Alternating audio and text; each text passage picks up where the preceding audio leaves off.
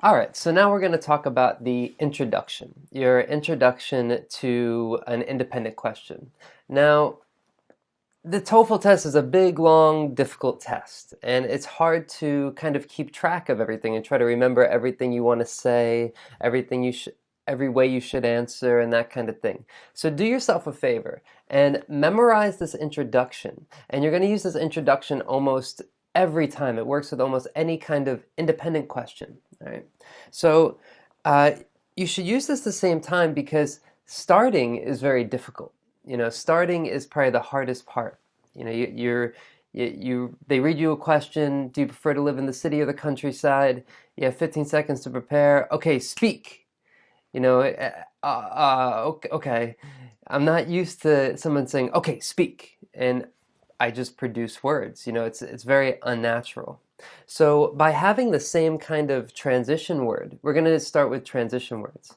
So by using the same transition word every time you speak, you will naturally you'll just be able to start without even thinking about it. It'll be automatic. One of the parts of your grade on the independent speaking is automaticity. Automaticity basically means how automatic you sound speaking. And one way you can do that, and one way you could sound like that, is by having a great introduction. Now, another reason why you want to have a great introduction is because that's the first impression the listener gets when they're listening to you. So if you make a really bad grammar mistake, he is dad's, whatever, something terrible, right? He's dad's. That's pretty bad. So if I'm a TOEFL grader and I hear that, I immediately get a negative impression. Or if, let's say, again, I'm a TOEFL grader listening to a student and the student starts, okay, I like the that really long, kind of drawn out, using vocal fillers. That's not going to sound that great. It doesn't sound that great, obviously. It's not going to help your score.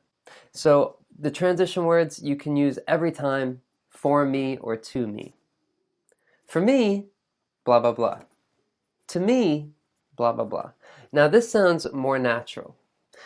Uh, they sound more natural than you saying, like, for example, in my humble opinion, or if I were asked.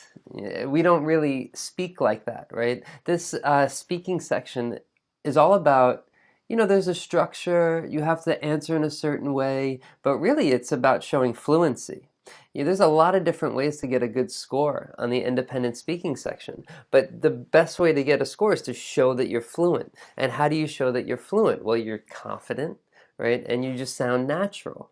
So begin with for me or to me. Now, also with sounding natural, that's why you shouldn't, you should, how do I want to say this? Oh yeah, okay. So this is what you should have. You should have three things in your introduction. You should begin with for me or to me. Okay, that's one thing. Well, okay, I'm going to say four things. That's the transition. But then there's three other things you need to include. There's three other things. You have to restate the question. Okay, that's one thing you have to do.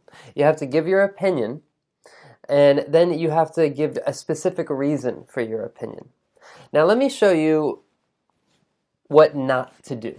Okay, let's say city or the countryside. You say, in my humble opinion, I would like to live in the countryside for a couple of reasons. Now, that sounds okay. I guess that's fine. The structure's fine. The only thing is that we don't really say, first of all, in my humble opinion, it's much more natural to say for me or to me.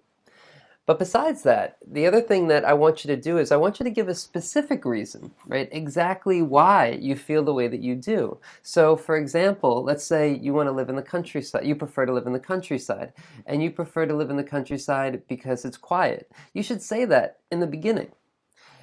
You should say, to me, I think the countryside is better than the city because I like the quiet.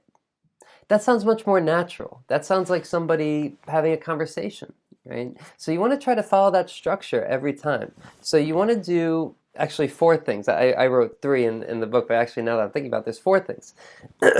You should start with the transition, for me or to me. You should restate the question in some way. You should give your opinion and then give a specific reason for your opinion. Those are the 4 things that you need to include in your introduction. And do this every time so you can just kind of naturally get better at it. All right? So I want to show you the introduction practice that you can use. This is on page 101 in the book, and this is in the Independent Speaking Appendix. This is to help you improve your introduction. And we have to start with the introduction, right? Obviously, it's pretty natural that that's the place we should start.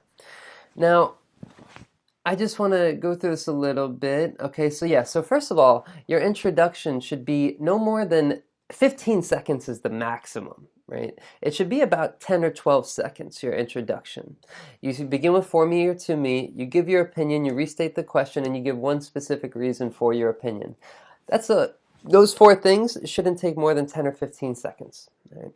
You want to do that because you want to show fluency. And one way that you show fluency is, first of all, you don't take too long for an introduction. But besides that, you can talk more about your example. We'll talk more about examples later. But right now, you want to give yourself enough time so you have about 25 or 30 seconds to talk about your example and expand upon why you feel the way that you do. Right? So, for me or to me, every time.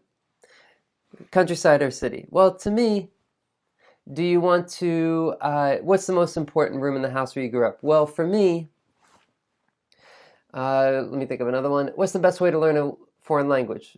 To me, it sounds very natural, and you can do it for almost any question. You can begin that way, right? Okay. Now, I provide you some examples. This is from page 102. I give you some examples of introductions that I wrote. And the part highlighted in yellow is my opinion. No, wait. That's not my opinion. Yeah, it is my opinion. Excuse me. So the yellow part is my opinion. The blue is me rewording the question, and the green is the specific reason. So the most important room in the house is, to me, the living room is the most important room in the house where I grew up because it had a big, comfortable sofa.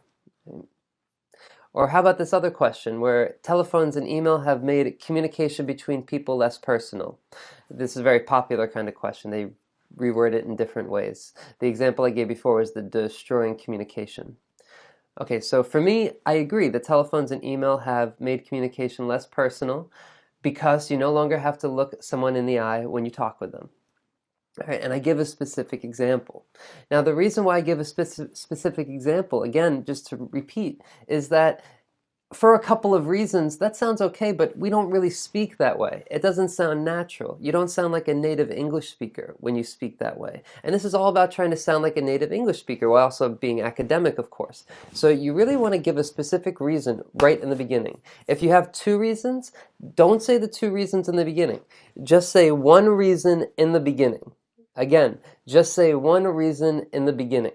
And then if there's time if there's more time and you gave your example for the first reason and you explained it, then you could talk about your second reason.